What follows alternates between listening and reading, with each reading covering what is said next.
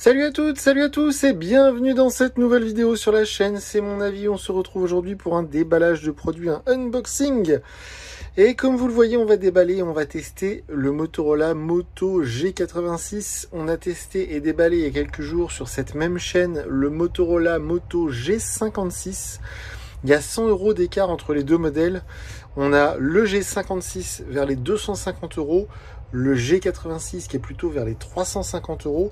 Les deux font bien évidemment 5G, les deux sont animés par un processeur Mediatek Dimensity. On avait le 7060 sur le G56 et là on a de mémoire on a le 7300. 8 Go de RAM sur les deux smartphones. On avait du LCD sur le G56, là bien sûr c'est du OLED. Donc 120 Hz de taux de rafraîchissement pour les deux écrans. Donc deux smartphones assez similaires mais avec des différences quand même assez importantes. Et 350 €, c'est quand même un gros budget. Il y a beaucoup de choix dans ces prix-là. Il y a beaucoup de concurrence. Alors, au niveau des coloris, chez Motorola, il y a toujours des couleurs assez fun. Là, celui-ci, je l'ai choisi en vert. Vous allez voir. Enfin, en tout cas, j'espère qu'il va être très joli en vert. On a une certification IP68, comme sur le G56. Donc ça, c'est plutôt cool. On nous annonce un taux de nits à 4500 nits pour l'écran. Donc, c'est hyper lumineux. Donc voilà, on va déballer ça tout de suite, mais franchement ça a l'air pas mal. La puissance de recharge c'est la même, on est sur du 30 watts, et on a la même batterie d'ailleurs de 5200 mAh, et donc on est bien sur du 8 Go de RAM et 256 Go de stockage, avec une couleur Pantone cette fois-ci, c'était pas le cas sur le G56. Là sur le G86 on a bien un coloris Pantone qui s'appelle le Golden Cypress. On va voir ça dans un instant. Alors on va ouvrir proprement cette petite boîte.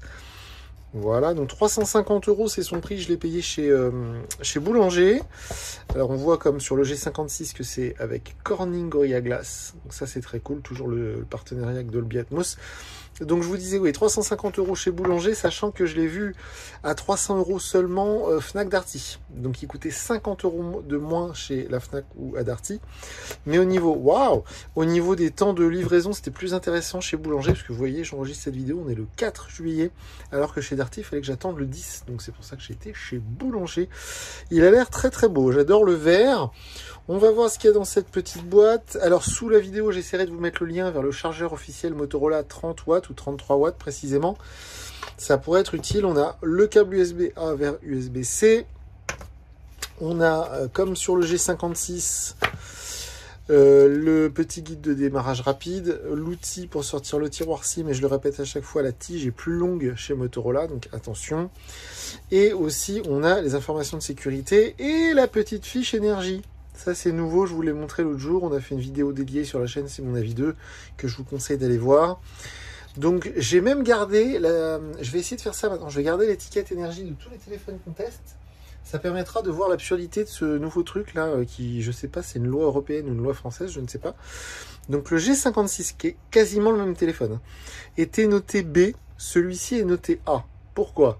Alors a priori, il y aurait une meilleure autonomie sur le G86. Bon, alors qu'il y a la même batterie, il y avait un écran LCD sur le G56, peut-être que ça y joue. Les deux seraient résistants à la chute au niveau A, donc le meilleur. Les deux, on pourrait recharger la batterie 1000 fois, ok. A priori, le G56 est plus facile à réparer que le G86. Bizarre. Et pourtant, il obtient une meilleure note. Il obtient A. Et donc, les deux sont certifiés IP68. Donc, c'est vraiment, ça n'a ni queue ni tête, ces étiquettes énergie. Bref. Le téléphone en lui-même, alors, on nous annonce un traitement sous-marin avancé. Bizarre. Les deux sont certifiés IP68. J'ai du mal à voir l'intérêt de ce truc-là. On a sur les deux smartphones un capteur 50 mégapixels. Sur le G56, il n'était pas stabilisé, il n'y a pas le OIS, alors que c'est le cas ici. Et c'est le nouveau capteur Sony qu'ils appellent Lithia. Donc ça, c'est plutôt cool. A priori, il va faire de belles photos.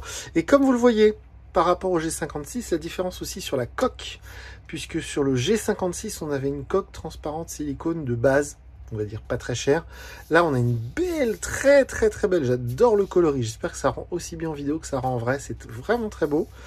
Et donc, c'est une coque de la couleur vraiment du téléphone, et c'est une coque rigide, comme on l'avait vu par exemple sur le Edge 60 Fusion. Donc sur les téléphones un peu haut de gamme, ils mettent ces nouvelles coques rigides, d'ailleurs que j'ai un mal de chien à enlever. Voilà. Alors que sur les téléphones entrée de gamme, ils mettent les coques pas chères transparentes. Donc vraiment très cool, et elle est déjà appliquée sur le téléphone, donc ça aussi c'est plutôt cool. Vous voyez, c'est rigide. Par contre, ce qui est bien quand c'est rigide, c'est que c'est un peu plus léger.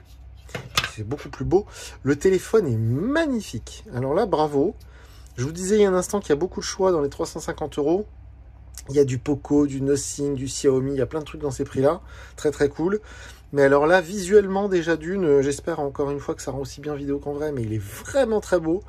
Le châssis est vert, c'est magnifique. Je ne sais pas si vous allez voir de le biais, mais c'est vraiment très beau. Il est léger, on est seulement à 180 grammes. L'écran est un tout petit peu plus petit que sur le G56. Ça se joue à pas grand chose, mais honnêtement, par contre, on gagne 20 grammes, c'est vraiment top. Bouton de déverrouillage, bouton du volume, il y a le micro ici, ça c'est original sur le côté. Prise USB-C, vous voyez que chez Motorola, c'est les seuls quasiment, avec Apple, à cacher les mentions légales sur le châssis, au lieu de les inscrire en gros à l'arrière. Donc c'est vraiment très malin, c'est très beau, ça fait plusieurs années qu'ils font ça. La prise USB-C, le micro, le haut-parleur. Et on va enlever sur l'autre côté, il y a juste le tiroir SIM qui est ici. Voilà, on va enlever le petit truc en papier publicitaire. Voilà. Alors d'ailleurs, je m'excuse, j'ai les mains un peu cracra, j'ai fait ma vidange. Moi-même, j'en profite pour préciser qu'on a créé une nouvelle chaîne, c'est mon avis. Donc maintenant, il y a 4 chaînes, c'est mon avis. Pour les smartphones, la principale, là où vous êtes maintenant. La chaîne C'est mon avis 2, où on teste des tablettes, des casques audio, des oreillettes, des montres connectées. La chaîne 3 pour tout ce qui est cinéma, série télé. Et la chaîne 4 pour tout ce qui est automobile. Donc voilà, j'en profite pour faire une petite promotion. L'écran est magnifique. Je l'ai sous les yeux, là, c'est vraiment très beau. Alors là, il y a eu un léger changement de ton, d'image. On a des bordures d'écran, alors qu'on l'air symétrique, mais c'est un peu plus épais en haut, en bas que sur les côtés. Donc, symétriquement parlant, en haut, en bas, ça a l'air d'être la même épaisseur.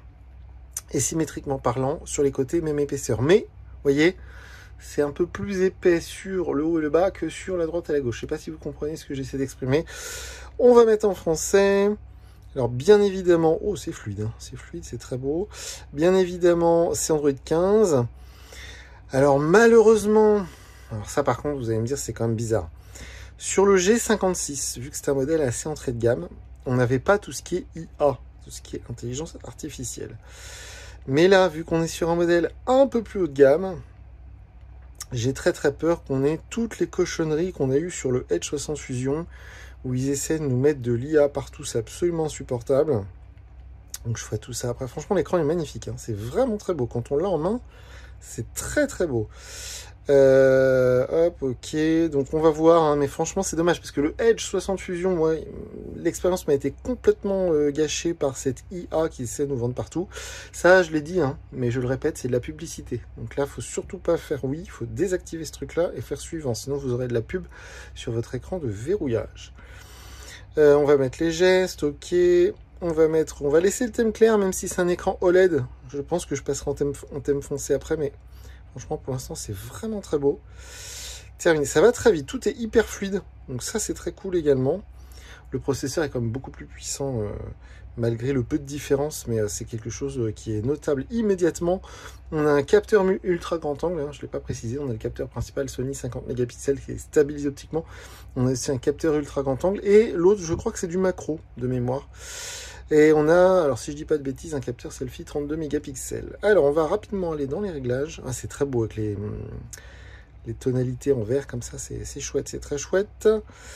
Tout est très fluide. Pour le coup, c'est assez chouette. Alors non, à propos du téléphone, voilà, G86 5G, on est bien là. 12 stockage 18 de prix sur 256 de dispo. La RAM, on a bien 8 Go. Vous voyez, appareil photo avant 32 mégapixels, arrière 50 plus 8. Donc c'est bien ça, c'est 8 mégapixels en ultra grand angle. Donc je vais mettre, le fond d'écran est très joli, je vais mettre ma carte SIM, mes réseaux sociaux, mes applications. Je vais l'emmener avec moi partout pendant plusieurs jours. Je vais tester bien sûr l'autonomie, les performances, les photos. Et d'ici quelques jours, je viendrai vous dire en vidéo ce que j'en ai pensé. D'ici là, les commentaires sont ouverts sous la vidéo. Faites-vous plaisir, dites-nous ce que vous en pensez. Je sais qu'il y a beaucoup de fans Motorola. On est présent sur les réseaux sociaux et moi je vous dis à très bientôt pour une nouvelle vidéo sur la chaîne. Salut!